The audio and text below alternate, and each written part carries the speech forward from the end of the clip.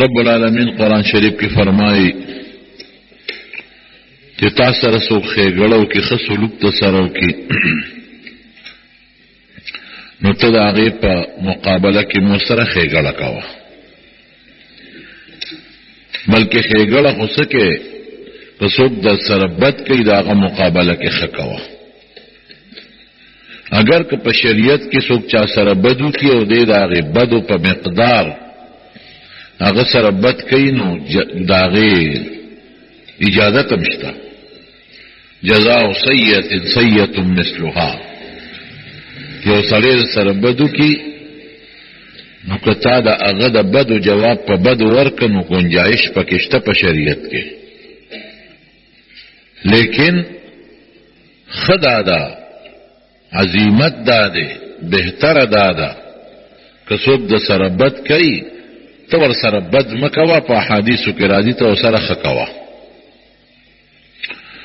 نبی کریم صلی الله علیه وسلم نے یو صحابی تپوس وکړو، وی دا الله رسول زه په یو لاره ځم، یو سړی مې دوست ملاقات مو سره و چې خو ماته میلمستیا را نه کړه، ډوډۍ را نه کړه.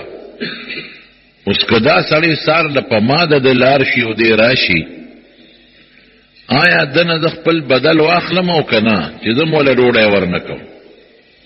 زه میلمستیا ورنه کوم؟ نبی علیہ السلام او فرمایي لا داسې مه کوه، داغه نه میلمستیا بدل ماخله، بل اقره میلمستیا ولا ورکا. نو که یو سړی تا سره بد سلوک کوي ښه ورسره وکړه، ښه در سره نه کوي بیا ورسره ښه وکړه. د نبی کریم صلی الله علیه وسلم تعلیمات دقسې دي. او که بیا ښه در سره کوي نو د خو په عوض کې خو خامخا ښه وکړه.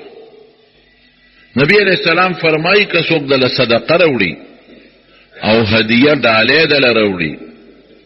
او تا سره د هغې بدل وي نو بدل وله ورکړه، او که بالفرض بدل د سره نی په دغه وخت کې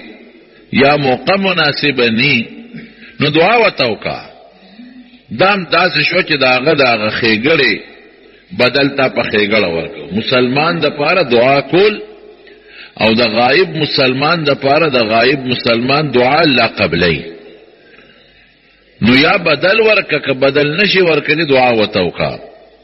او نبی علیہ السلام مبارک لکه بچا تا بیت المال له زکات چا راوړو، صدقه خو به نبی علیہ السلام نه قبلوله، یعنی نه به خوړه، قبوله به کړه خو په خپله به نه خوړه، نه به بیبیانو خوړه او نه به بچو خوړه. نو که چا به زکات یا صدقه راوړل د بیت المال د پاره نو نبی علیہ السلام به دعا ورته وکړه. یو صحابي فرمایي وی زما پلار د صدقې مال او نبی علیہ السلام له راوړو، نو حضور پاک دعا وکړه اللهم صل علی آل ابي اوفا، خدای دا چا چې صدقه راوړه د په اهل عیال باندې برکتونه نازل کړي. نو مسله د دین دا شوه که څوک در سره ښېګړه وکړي د هغې مقابله کې ته ورسره ښه کوه، بد ورسره مه کوه. دا د نبی علیہ السلام تعلیمات دي. در حقیقت د پیغمبر علیہ السلام د دې احادیث او د تعلیماتو مقصد څه دی؟ مقصد دا دی چې د مسلمانانو په خپل منځ کې ورورولي قایموي او د مسلمانانو یو بل سره مینه محبتي، بغض یو بل سره نه لري، حسد یو بل سره نه لري، جګړه یو بل سره نه لري، دشمنی یو بل سره جوړ نشي، او دا جون په خوشاله باندې تیر شي. نو خوشاله جون په دقه تیریږي چې تا سره څوک ښه کوي اته ورسره ښه وکړي. نن زمونږ د مسلمان رواج ډېر غلط شوی دی چې څوک د سره ښه نه کوي خو خامخا ورسره خلک بد کوي، او که څوک ورسره ښه وکړي ټول عمر چا سره ښېګړې کړي او یو ورځ ترې پوټې غوندې خپه کږه شوه نو هغه هر څه په اوبو لوشي. دا د شریعت خبره نه ده، ګوره دا ګناه ده، خیر دی. یو انسان دی نن ته یو غلطي وشوه د هغه لس مخکې ښېګړو ته وګوره، نن یې تا سره مثلا څه مینه ونه کړله، تا سره محبت ونه کړه یا تا سره ښېګړه ونه کړه، د هغې نه مخ شلو ته وګوره، وروستو بیا به شل راشي، بیا به در سره وکړي. بعضې وخت سړی مجبوره وي، بعضې وخت سړي نه غلطي وشي، بعضې وخت د انسان خیال ني، نو موږ زر رانیول کوو هغه شل او زل او خزر او ښېګړ بیا ارسم یېري دا ګوره د شریعت خبره نه ده.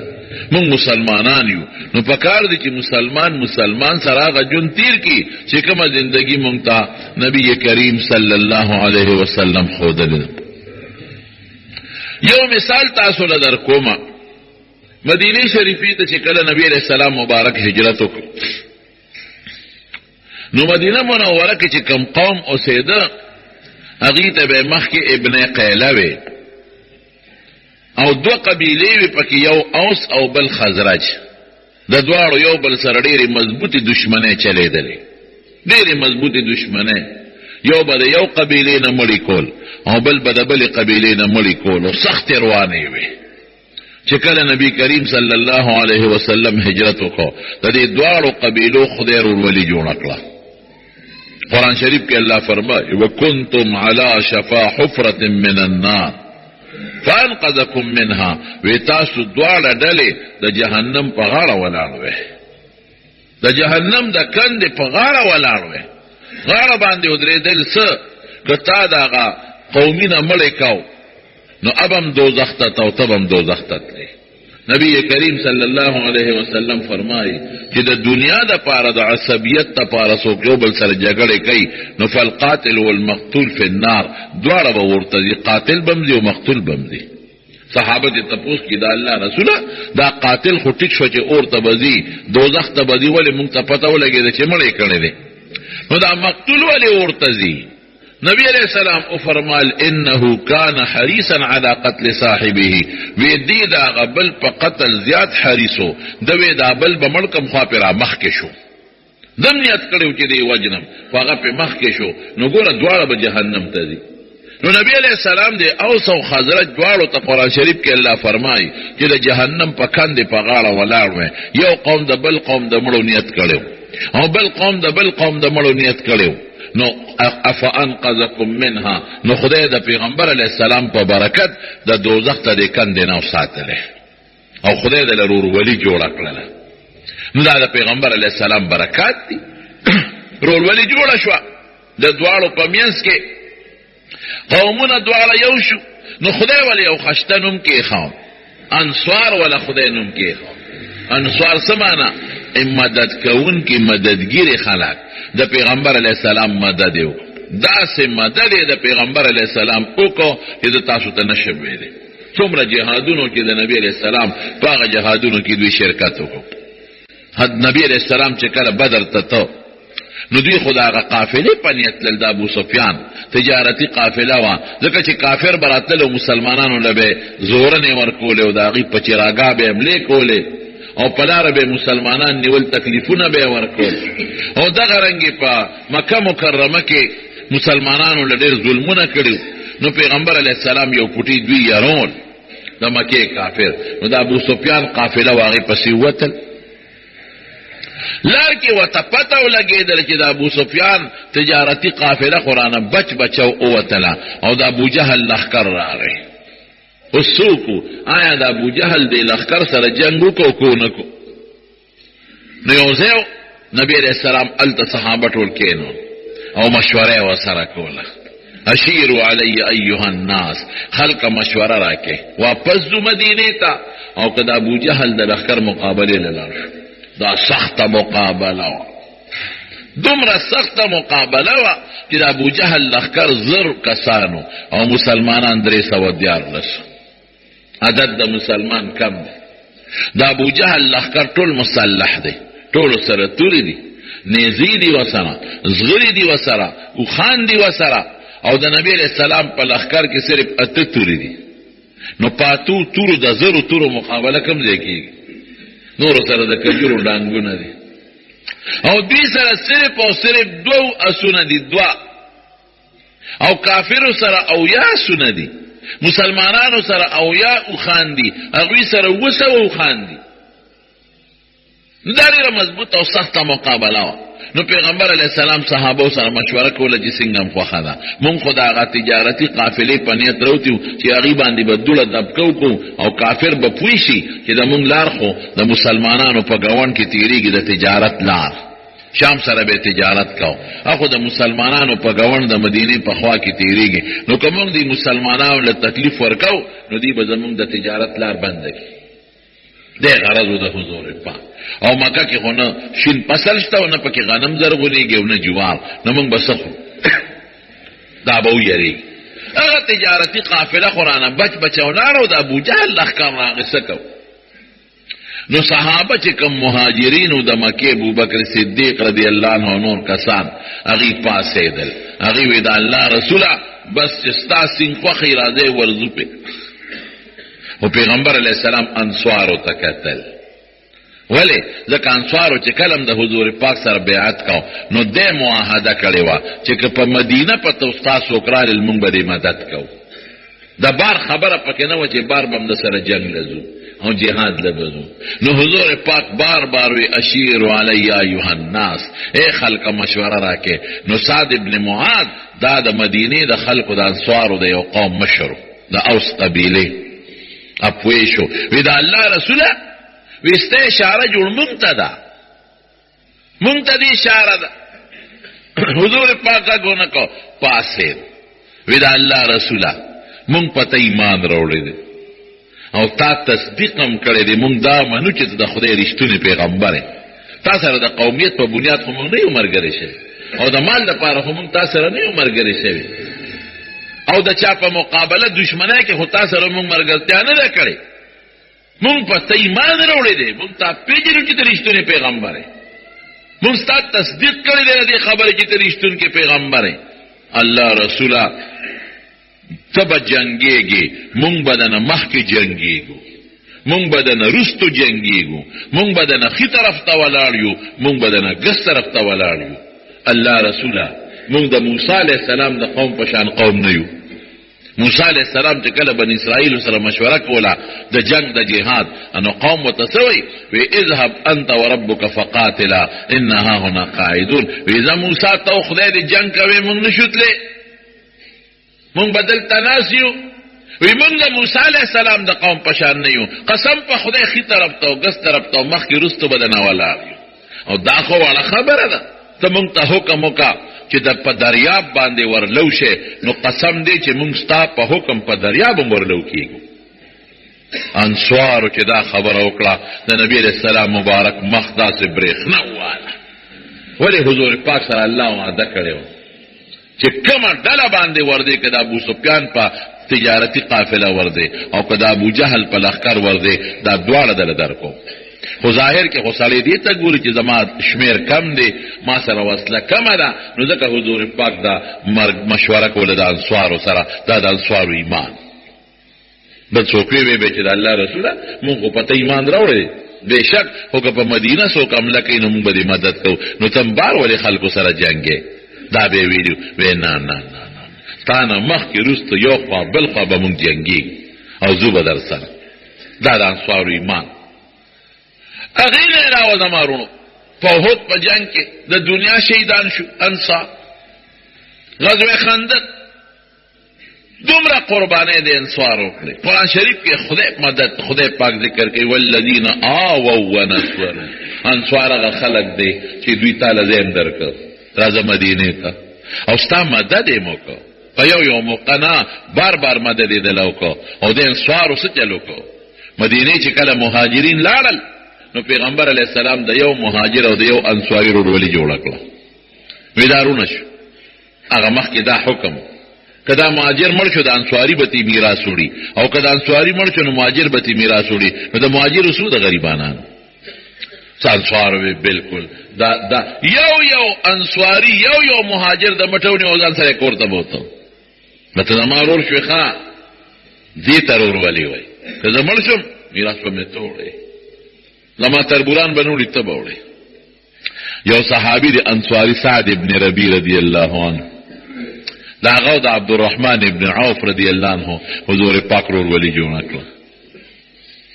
داسې مینه زه وایم چې انصارو کومه د دین دپاره کړې ده، مور راوړې به داسې مینه ونه کړي. دا سعد ابن ربی د خپل مهاجر ملګري ته وایي وی ملګري دې خوا راشه، وی ته زما ورور یې ویم، وی داسې کار کوم چې مالم د سره غوټ خپل نیمو، دا چیزو چې زما کم از مکه د پوله د تراکاږم نیمه ستا او نیمه زما او زما په کور کې چې کم مال دي دام د سره نیم ستا او نیم زما او ښځې مې دوه ښځې مې دي نو راشه یو پکې خوښه کا چې ستا کمه خوښه یې زه به ورته طلاق ورکم نو چې عدت یې تېر شي تا ته به یې په نکاح کم نو به کې څوک داسې وایي صحابو څه کړي دیم ته په سترګو دې پرده پرته ده ته په سترګو ړوند دی نو که خاپیرک وي نور نشته نو خاپیرک سترګې لندې دي د انور د شعاع نه څه خبر دی انصارو څه کړي دي څوک به داسې وکړي دا یې بوته ونه وي چې دوه ښځې مې دي یو به پکې تاله درکم بیا به خلکو وي چې یو پکې بوډی وه هغې نه یې ځان خلاصوم بیا به خلکو وي چې دا یو پکې د ژبې نه تیزه وه ځان یې تخلاصوم بیا به خلکو وي دا یو پکې رده نه وه خوښه ځان یې تخلاصوم وی نه راشه دوه ښځې مې دي چې کومه دې پکې خوښه یي راته پې ګوته کېده چې دا مې خوښه ده طلاق به ورکم چې عدت یې پوره شي تا ته یې په نکاح کوم دا قرباني به څوک ورکړي حضور نو څه وایي ورته عبدالرحمن ابن عوف پښتانه وایي یو ګیره ورکړه بل د موټي وویسته داسې به هم نه کېږي او ورته څه وایي وایي بارک الله فی اهلک و مالک وایي خدای دې ستا په ښځو اهل او مال کې برکت واچوي دلوني علی السوق ما ته بازار ښایه د تجارت چل راځي بازار راته ښایه نو مې ستا مال په کار دار ستا خدای نصیب کړي ستا رور هم ډوډۍ راکوه او نه مې ستا کور والا ښځه په کار دار ستا خدای نصیب کړي بازار راته ښایه بازار ته لاړ پوره هغه هم قرباني ورکړه مینه یې وکړه بل سړی وي به چې ډېره ښه ده چیزو پټې نیمو بل سړی وي به چې ښه دا مال دې را دې خوا که هلکه نیم ستا او نیم زما او بل سړی وي چې ښه دوه ښځو کې یو راکوې شا به ښایه راته کمې دي چې یو پکې خوښه کړم نو داسې ونه کړل بازار خایا نو خدای دلم ګټه ورکړه سبې پیسې وګټلې بل ورځ بیا نو یو ځل حضور پاک له په مخه ورغی دا عبدالرحمن ابن عوف او د واده څه نښې نښانې پې پرتې وې حضور پاک پې پیش و ورته وایي مریم عبدالرحمن داسې دي وی صاحب یو ښځه مې که تزوجت امرأة من الانصار د انصار یو ښځه مې په نکاح اخېستې ده صحابه و خادی به ساده خادی به وي څوک به ترې نو خبر وی ولیمه دې کړې ده که نه وی نه د الله رسوله نه مې ده کړې وی اولم ولو بشاتن وی خیر دې که ډېر څه د سره نی یو ګډه چیلې ولیمه که خو ولیمه وکړه هغه خدای څومره مالدار کړ دومره مالدار شو چې کله مړ شو عبدالرحمن ابن عوف څلور ښځې او بچی نو په څلورو ښځو کې د یوې ښځې 22 رسېده ځکه چې ښځې څلورې او بچي نو 8 حصې کېږي نو د 8 او په څلورو ښځو تقسیم کې نو د یوې پکې 22 رسي نو 1/32 22 حصې رسېده د یوې ښځې 22 څونه لږ شي او دا وایي داسې کار دی چې ما د پټول مال کیسه مه راکوئ نه په آسونو کې غواړم نه په اوښانو کې غواړم نه په ځمکه جایداد کې غواړم نه په کورونو کې غواړم هغې کې نه غواړم په مریانو غلامانو وینځو کې نه غواړم نغد مال کې لږې راکې نغد مال کې هم 22 نه غواړم لږ غوندې شی پکې راکې نو 80,000 اشرفۍ پکې وله ورکړې په نغد مال کې 80,000 اشرفۍ دا هغه پوټې غوندې شي خبره مې دې پورې کړو ورونو چې انصارو څونه د حضور پاک خدمت وکړو څومره مینه وکړه چې کله د بنو نذیر د یهودیانو علاقه فتح شوه نو حضور پاک انصار سره مشوره وکړه وی تاسو خپل مالونه د مهاجرو سره تقسیم کړي دي نو که ستاسو خوښئ نو د یهودیانو د ځمکې مالونه به زه د مهاجرینو له ورکم او دی به تاسو ته ستاسو ځمکې واپس پرېږدي ستاسو ځمکې به تاسو ته خلاصې شي انصار څه وایي وی نه صاحب داسې مه کوه ولې څه وکړم وی دغه م ورکه او زمونږ دا دې م وسروي دا م ترې نه غواړو دا د انصارو مینه او د نبي کریم صلی الله علیه وسلم سره او مرض وفات کې د حضور پاک چې کله بیمارو نو نبی علیه السلام مبارک خو څو ورځې نور اوتې په کور کې دننه نو انصارو جړل جومات کې ډلې ډلې ناستې و جاړې نو حضور پاک له چې اطلاع ورکړه وی صاحب انصار جاړي او داسې جاړي ډلې ډلې ناستې چې د پیغمبر علیه السلام هغه مبارک مخ هم یادېږي نو نبی علیه السلام خو بچي روحاني کړه چته یې غم زغملی شو وی راشئ مه اوچت کې نو صحابه اوچت کړ نو ډېر زیات د نبی علیہ السلام وجود کمزورې شوی نو یو صحابي ول یو اوږه کې ترخ کې اوږه ورکړه او بل ولا بل کې اوږه ورکړه وی ما جمعه ته بوزه نو پیغمبر علیہ السلام کې دومره سکت نو چې خپې په ځمکه لګولې و دا قطه ګوته مبارک او پسې راخکې شو نو جمعه ته ورساو نو په منبر کې نه نو سوای وی خلق بزیاتیږي و انصار به کمیږي نو خلق به ډیریږي انصار به کمیږي او بیا سوای وی اے انصارو وی تاسو ته یو خبره کوم وی تاسو حق تلفی بکیږي رستو بادشاہان به تاسو خپل حق نه درکړي حق تلفی بم کیږي او عام خلقو ته اعلان کو عام خلقو ته چې که په انصارو کې چا خو کړل نو خاصه جزا ولا ورکه هغه ولا خ بدل ورکه او که په دې انصارو کې چا غلطي وکړه بد وکړل نو خیر دې معافي کې غوته مکوي اے انصارو وی تاسو داسې یې لکه په اورو کې چې مالګي باندې اورو ډېر وړو قیمتي مړو چې مالګه پکې دې ډوډۍ خوندونه نه او مالګه لږه میخو دا ډوډۍ خوان په برابرې او خلک بډیریږي او تاسو به کمیږي خو انصارو یو خبره مې وره وی زما او تاسو د ملاقات ځای به حوض کوثري تاسو نه د مخ کې روانه او زبر په حوض کوثر د انصارو انتظار کو دا وی د احسان بدل خېګړې وکړي مسلمانانو سره خېګړې وکړي نبی کریم صلی الله علیه وسلم سره خېګړې وکړه او پیغمبر علیه السلام له د هجرت دعوت ورکو مدینه منوره ته بوت او حضور پاک سره په یو جهاد کې شرکت وکړ او بیا وسو چې کوم صفه کې به کوم طالبان نستو او دین به د نبی علیہ السلام نزد کاو د انصارو وسیتل کاو دی به د کجورو غنچکونه راوړل او بره به په چت کې وېزان کړل دا دوی ډیوټي وا نو چې صحابه به وګی شو نو تاسو به ولا ورکو نو دو سالور کجوري به لاندې راو غورځېږي نو پاغي به خپل گزاره کول ډوډۍ به راوړل او یوازې ډوډۍ نه او یا کسان داسې قاریانو په انصارو کې او یا کسان بیر معونه کې غریبانان شهیدان شو په دوکه د نبی علیہ السلام نه یو د غطفانیان به وتوی د مکه او د مدینه په دیمنس کې دا بدمعشان خلک اوسېدل اجرتی قاتلانو دا ډیر قومونه لوی قوم مشر غطفانیانو څوک یو ځای اوسېدل څوک بل نه که چا به مړی کونو دی له به پیسې ورکړي په اجرت په خلکو له مړی کو او که څوک به جنگ لتلل دی پسې برالل چې مونږ یو سل کسره کې 200 کسان 300 راکې او مونږ سره جنگ لانسه نو پیسې به ورکولي دی به خلکو سره جنگونو لمتل او پلاره کې به کومه قافلې ته پاغي به ډاکې کولې هغه به لوټول دا ردي ظالمانو کارو د دې غطفانیان نو بدر کې او یا کسان مردار شو د کافرو نو دې غطفانیانو له پیسې ورکړي وی تاسو د مسلمان د زمونږ انتقام واله نو دوی رالل په دوکا حضور پاک لا وی سیب زمونږ ټول قوم مسلمانیږي مونږ له اوسو کسان راکا چې مونږ سره لاړ شي او مونږ ته دین وښایي حضور پاک خوشاله شو چې کدا غطفانان خدای پاک مسلمانان کړل نو یو ډېر لوی قوم دی مسلمان بډیر شي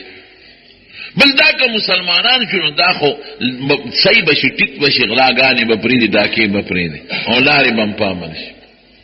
نو نبی علیہ السلام ولا اویا کسان ورکړل او دا اویا کسانو کې اکثریت انصار د مدینې منورې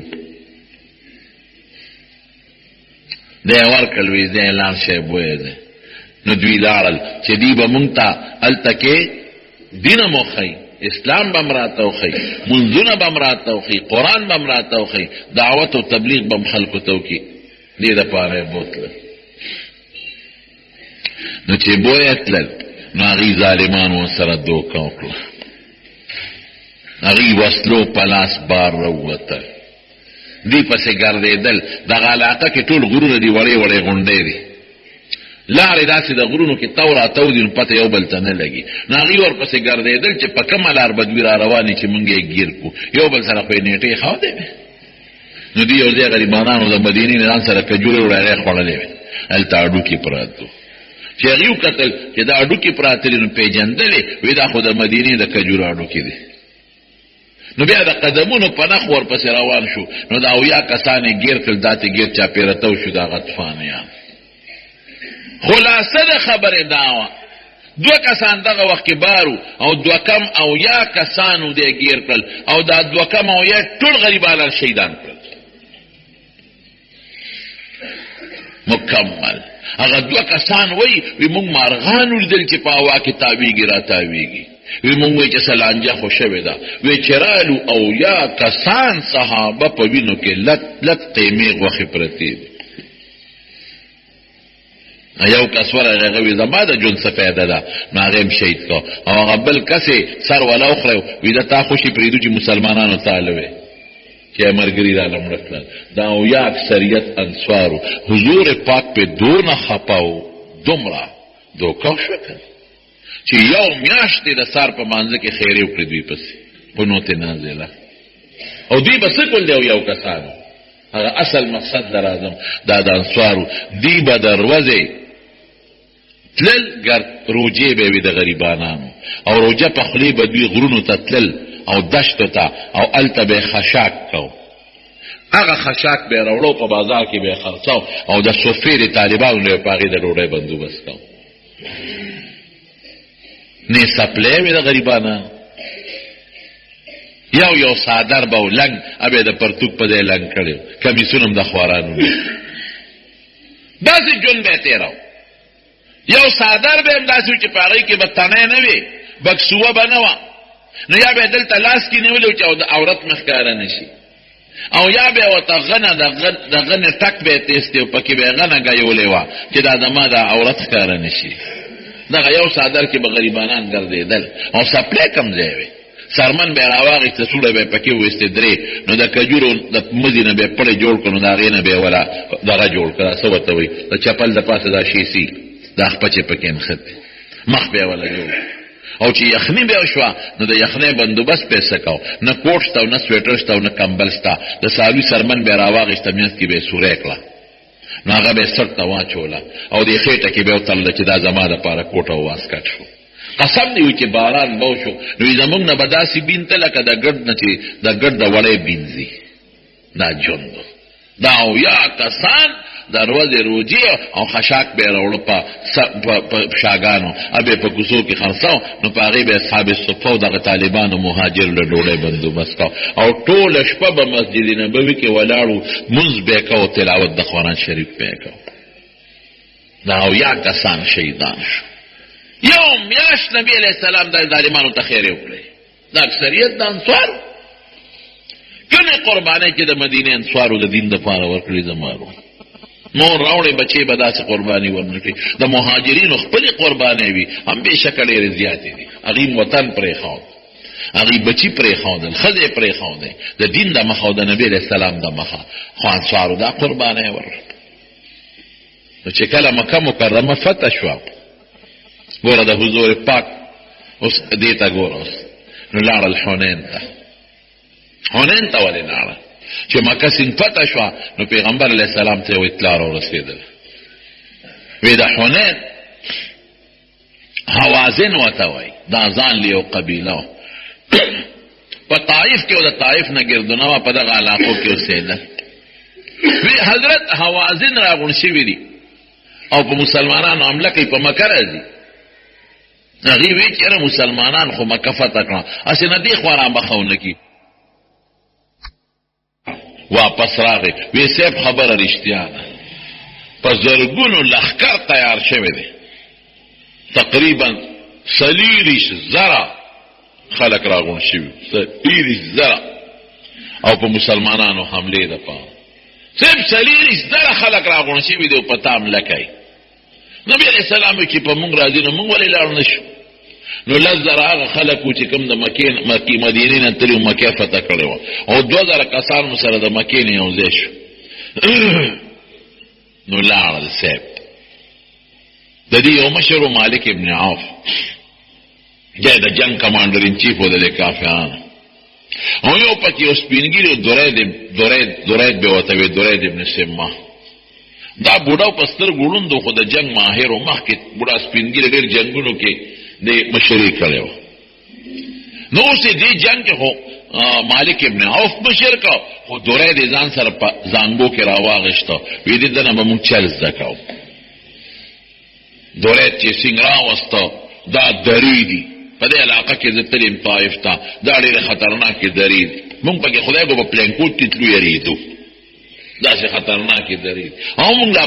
پاغه لار لازم چې کما د جنگ خطرناک لار نو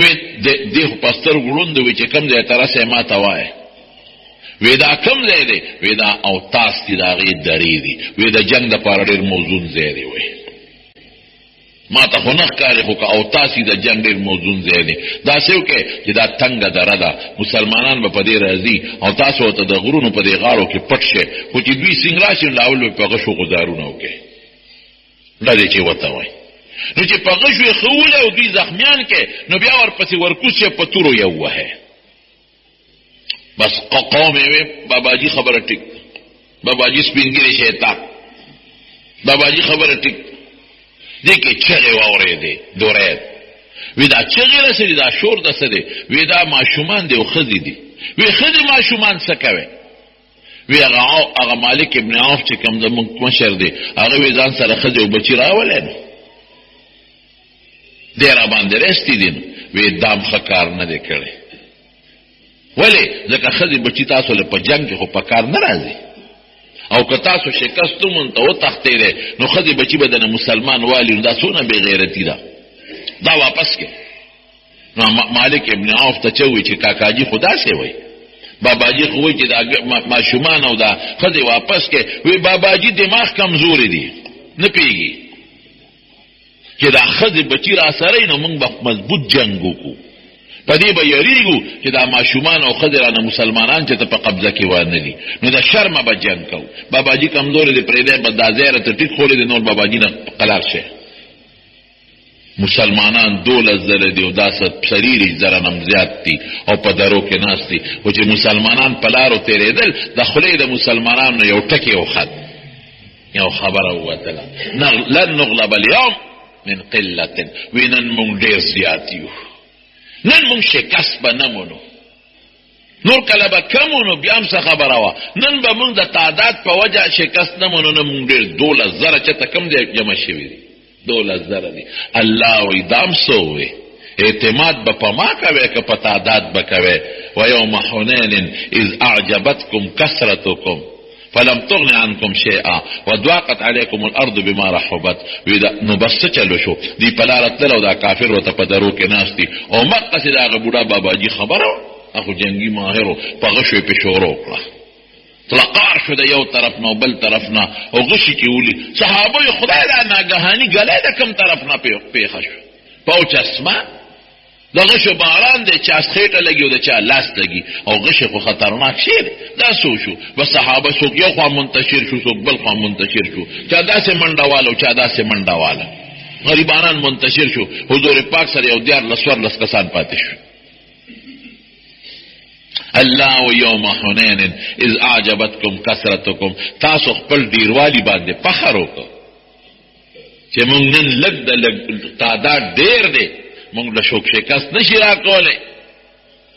فلن تغني عنكم کثرتکم شیئا هغه ډیروالی اړو څه فایده دله در نه کړه تاسو په تعداد ولې اعتماد کوئ په ما اعتماد وکړئ وضاقت علیکم الارض بما رحبت زمکه سره د پراخه در باندې تنگ شو چا یو خامنډي والی چا بل خامنډي والی او نبی علیہ السلام مبارک په اس باندې په سپینه قچره سورو ابو سفیان ابن حارث ابن عبد المطلب د ترزویو هغه واګی نیولې او بیا حضرت عباس واګی ونیولې او حضور پاک به زور لګاو چې دا ساروی د ما مخ کې شي او غینه پرې خاط چې سیب ته مخ کې شو ته به شي لګي دا خو دغه شو سم باران یو طرف نم دی بل طرف تم پټولو درو کې وی ناشتي او دا وی علاقه خلق خپل پیجنې نو چې دوی د نبی له سلام دا ساروی نه پرې خاط نو حضور پاک د ساروی نه ټوپ لري کوس شوته او پیاده منډه کړې ان النبی لا کذب انا ابن عبد المطلب، زه پیغمبرم. ګوره زه دروغ جنه خبره نه کوم، پیغمبرم دروغ خبره نه ده، پیغمبر تختی نه. او زه د عبدالمطلب نسیم زمانې کې چې ته جنگ نه دی تختېدلی. او آواز یې وکړه صحابو ته، یا اصحاب الشجره، اے د حدیبیې د اونې لاندې بیعت والا، تاسو هغه خلک نه وی چې حدیبیه کې ما سره د اونې لاندې بیعت کړی؟ هغه خلک نه چرته لاړی. او خصوصا انصارو ته آواز کوي، یا للانصار، یا للانصار. دا عجیبه نکته ده، اے انصارو راشه. یا آل الانصار یو روایت کې راځي، یا للانصار دا لام د استغاثې دی، یا آل الانصار، اے انصارو راشه، اے انصارو راشه. بس صحابه چې پوه شو ټول راغون شو، سره د دې نه چې ټول زخمیان دي، غریبانان، وجودونو کې غشي غشي چې وجود کې اونخلي، بیا خو د هغې وښکلګران هغه خو وزري چې راکاږي غوښه ځان سره شلی اونختېدل، جنګ یې وکړه د کافرانو سره او ټول کافر شکست وموند او تښتېدل. په زرګونو 40,000 ګډې چیلې ته مسلمانانو په قبضه کې واغشتې، 40,000. او زما په خیال څه 12,000 کو سمرو خان او خزي او بچي ټول ته پاتې شو او دا ټول تښتېدل. څوک یو خوا تښتي، څوک بل خوا تښتي، مسلمان ورپسې لګیا دی او کافر تښتي تښتي تښتي. ایماني جذبه خو شته چې دا غنیمتونه ټول راغونډ کړل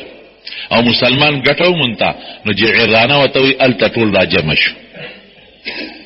او تاس فتح شو، هونین فتح شو،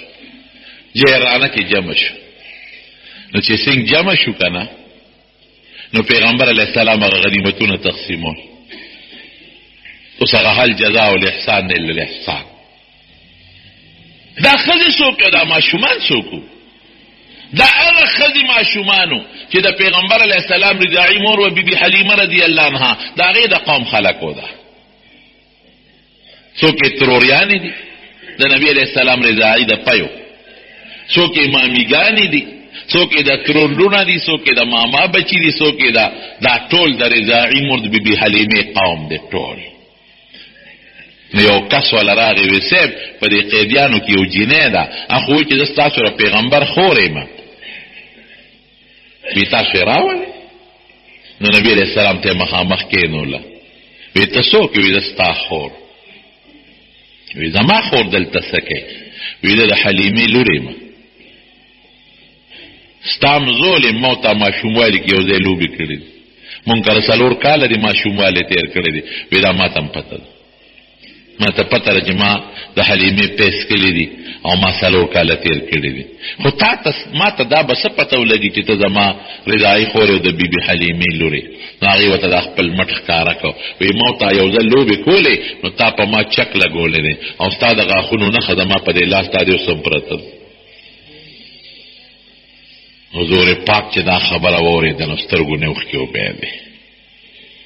خپل ماشوموالی مترایات شو او په دې هم پوه شو چې واقعي دا خو زما رضاعي خور ده، دې کې خو زما نور رضاعي خویندې به وي. نور پکې ستا د قوم څوک شته؟ وی صاحب ټولې زما د قوم دي، څوک مې میندې دي او څوک مې تروریانې دي او څوک چاچیګانې دي او څوک نیاګانې او څوک د نیا بچي دي او څوک د نیکه بچي دي. صحابو ته څه وایي؟ ټوله د احسان بدل ته ګور اوس کړه. یعنې ویلې به چې د بیبي حلیمې دا لور پکې ازاده کې خور مې ده، د بیبي حلیمې څوک لوڼه بچي هغه ازاد کې دیو نه وي. حضور پاک وی د قوم کې ما پیرودلې دي، نو که د قوم سره احسان وکړې نو ښه وي. نو د بیبي حلیمې هغه لور دومره خوشبخته وه چې د هغې د قوم چې څومره هلکان جینکۍ ښځې نارینه واړه دي ټول یې ازاد کړل. دا برکت شو. نو چې نور غنیمتونه یې کله تقسیمون، نو په مکه کې چې کم نوي مسلمانانو لږ تعاونو کې په دې چنده کې خدای مو بخښه، هغه تاسو ته ما ویلو کار شوی دی، هغې کې اوس هم دې سره څه پیسې پې قرض پورې دي د دې جومات بره د دې کوټې. نو د زړه د اخلاص نه پکې لږ تعاونو کې الله بدل اجر درکړي. نو نبی علیه السلام هغه د مکې خلک چې څوک تازه د 1 ورځ 2 ورځو مسلمانانو هغې له ډېر مالونه ورکړل، چا له 100 خان ورکړل، چا له 50 ډېر څیزونه یې ورکړل. انصار ګیلمن شو، ګیله وکړه یو بل سره.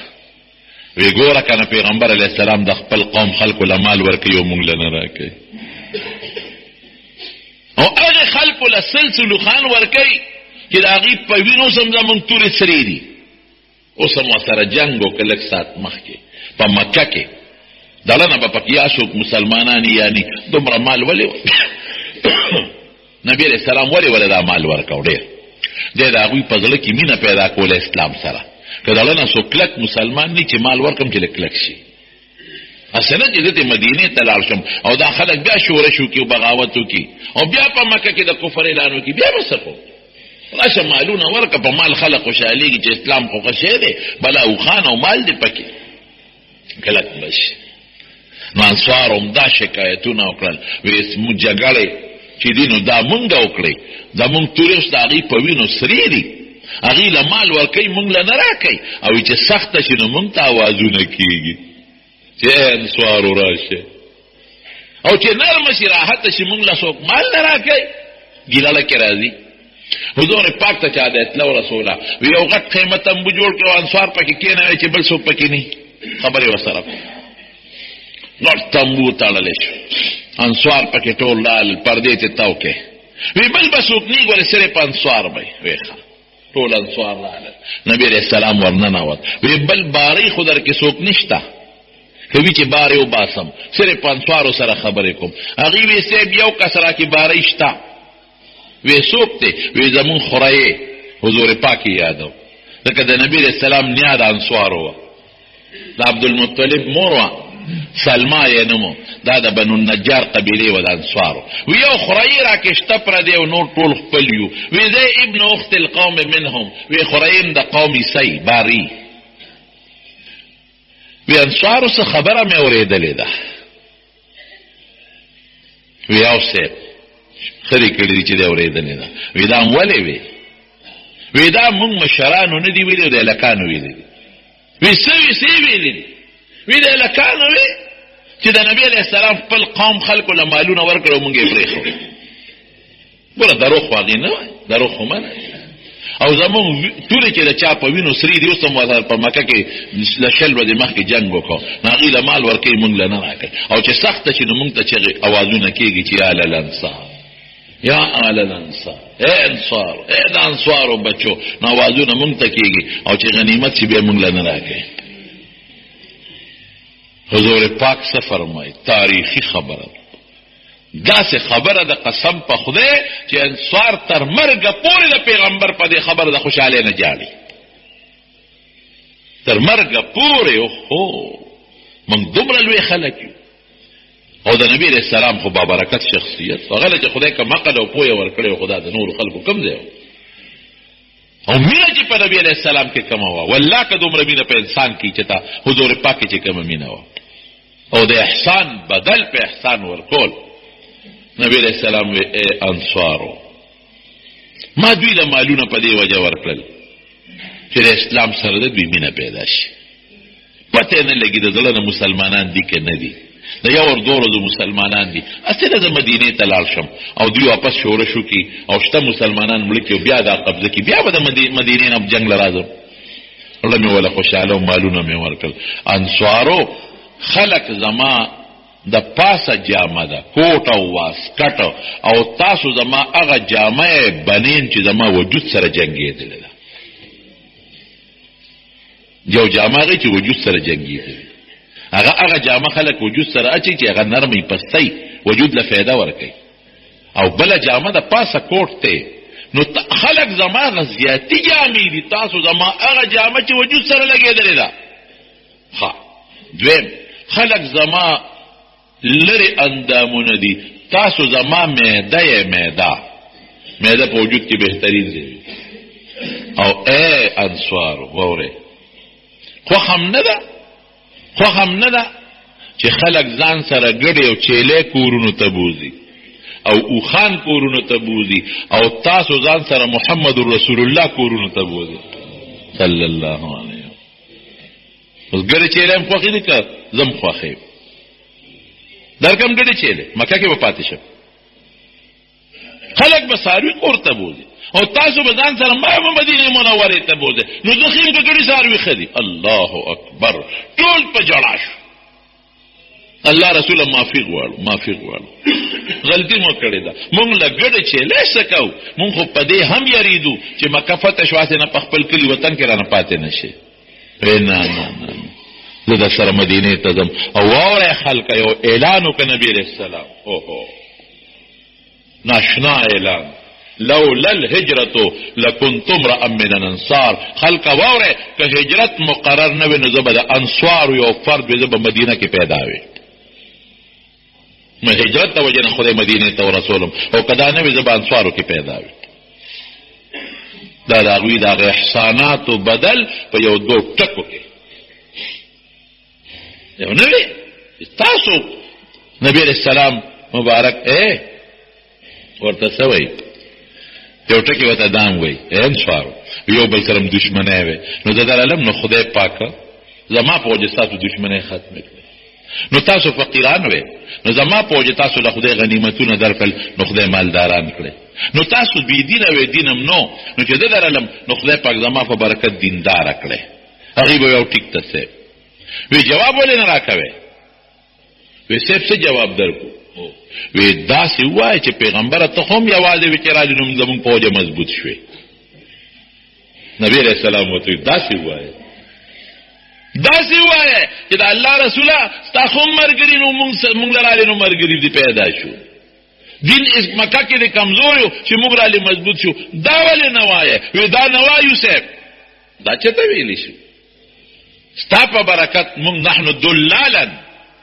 مونږ ګمراهان هدانا الله بک ستا په برکت مونږ ته خدای هدایت وکړو مونږ دشمنی وې د دوزخ په غاړه ولاړو ستا په برکت خدای پاک مونږ د ګمراهۍ نه بچ کړو دا د انصارو ښېګړې قربانۍ او د دې ټولو ښېګړو او قربانو دپاره دا دوه خبرې ډېرې مضبوطې دي یو دا چې خلک به ګډې چیلی بوځي زه به تاسو سره مدینې ته ځم پرېږدم هم نه حالانکه طریقه دا ده چې د چا وطن فتح چې نو خلک په خپل وطن کې به ایسارېږي مکه کې خو بیت الله دی مکه کې خو زمزم دی مکه کې خو مقام ابراهیم دی مکه کې خو صفا او مروه ده مکې سره خوا کې منا او عرفات دی او مکې د پلار نیکه کړی دی خلپوس یې پکې کړی دي او حج سره تعلق لري عمره تعلق لري نو پکار دا و چې نبی علیہ السلام چې باس مدینې ته خوتلی مکه کې جون ټیکنوس به مکه کې پاتې شم وې نه دا انصارو د احسان بدل بخلاصهم هل جزاء الاحسان الا الاحسان ذنب وسرا قبر ما به مدینه کې جوړیږي قبر به مدینه کې جوړیږي مکه کې به نه جوړیږي قبر به مدینه کې جوړیږي خاوره د ما د مدینې ده قبر په مدینه کې د ما جوړیږي او تر چې زه مکه کې پاتې شم بیا په مدینه څوک څه کوي تر قیامته پورې چې خلک مکې ته راځي نو مدینې ته به هم ځي مدینې کجورې به موړي که د زمزم اوبه وړي خو د مدینې کجورې به موړي که مکه مکرمه کې حج کوي خو مدینه منورې جومات سلام به هم کوي او قباله به هم ځي او د احد او د بقي د شهداو ملاقاتونه به هم کوي حکمت وپکې ده چې څوک دا نه وایي چې انصارو قربانۍ او بیا څه وایي که هجرت نه وي زه به انصارو کې پیدا او خلک به زیاتېږي تاسو به کمیږئ دا څومره لوی اعلان دی زه تاسو صبر کوئ حوض کوثر په غاړه به ستاسو ملاقات کوم دا درس مونږ ته نبي علیه السلام راکړ څوک د سره ښېګړه کوي ښېګړه وکړي مال دله درکړي ورکه مال نه دعا ورته وکړه څوک درته لاره وښیي سبا پتاراله تم ورته لاره وښایه او که نه دعا ورته وکړه څوک دله جنازې نه راغی ډېره ښه دعا ورته وکړه ته م وله لاړ شه نو چې څوک د سره ښېګړه کوي که د مالي که د بدني ایری به نه پرېږدی ښېګړه دا ناشکري ده ګورې ناشکري ډېر خطرناک جرم دی او ډېره لویه ګناه ده الله دې ناشکرۍ نه وساتي ایری به نه ناشکري به نه کوي مسلمان د ښېګړې جواب به په ښېګړه ورکړي او ټیک ده بعضې وخت کې انسان دی جنازې له به څوک در نه شي تپوس به د مریض څوک ونه کړي انسان دی کار به په استطاله او پیسې در نه کړي مثال پته وه نو دا خو انسان دی غلطی هم راځي او د انسان نه بعضې وخت خبره یېره شي غلطي تې وشي یا مقامله ونه شي نو دا به نه وی چې زه مړه دا به نه وی نه هغه زړې ښېګړې را یادې کړه او مسلمان لپاره خو د مسلمان غټه ښېګړه د اسلام ورورولي ده او د دین ورورولي ده بس دا زمونږ مشترک شی پیغمبر مو یو قرآن مو یو دین مو یو اسلام مو یو شریعت مو یو دې نه لوی د ښېګړې شی دین به راته څوک وښیي دوه ټکي سبق به راته وښیي زما وروڼو د اسلام او د دین اصول دا دي چې د احسان بدل، د ښېګړې بدل، د حسن سلوک بدل دا به په ښېګړه ورکې، په بدو به نه ورکې. او که څوک د سره بدو کی نو د بدو بدل هم په بدو ورکولی شي، خو دا قانون دی، خو ښه خبره نه ده. بهتره دا ده چې د بدو بدل هم په ښېګړه ورکې. سل من قطعک واعف عن من ظلمک، نبی اسلام فرمایي څوک د سره رحمي قطع کي ته ورسره مه قطع کوه، او چې څوک در سره بدو کی نو ته ورته عفو کوه، معافي ورته کوه. دا د مسلمانۍ طریقه ده. نو خدای پاک دې مونږ کې د احسان د بدل په مقابله کې احسان پیدا کړي.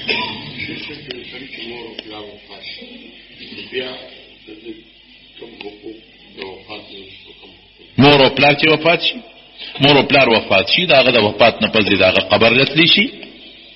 په حدیثو کې ثابت دي. نمبر 1. دویم دا دی چې دعا دې ورته کوي، دا دعا ورته خدای رسوي. دریم دا دی چې صدقه دې ورپسې کوي،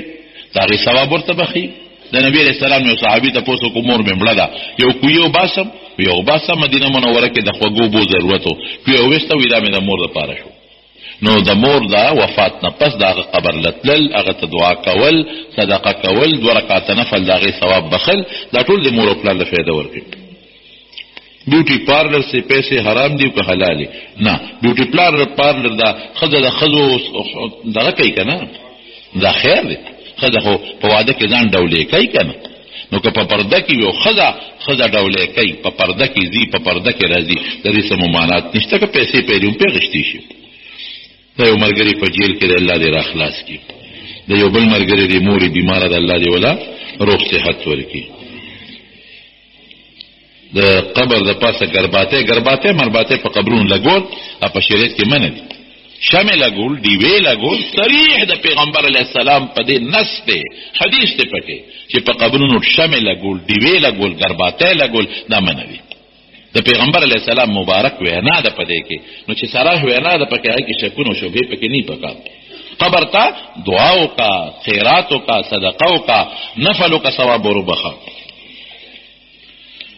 لاس نه چې کوم شی پروتي په ځمکه، په لاس نه چې کوم انوړی په ځمکه پروزي، د نبی علیه السلام طریقه دار چې هغه اوچته کړه، نو چې کوم ځای خاورو سره جنګېدلی هغه ته وغورځوه، او چې کوم پاک دی نو خولې ته یې واچوه. نفلو هر رکعت کې لس سورته، بالکل سورتونه پکې ویلی شي، میانځ کې زمونږ د امام صاحب په مذهب بسم الله پکې مه وایه.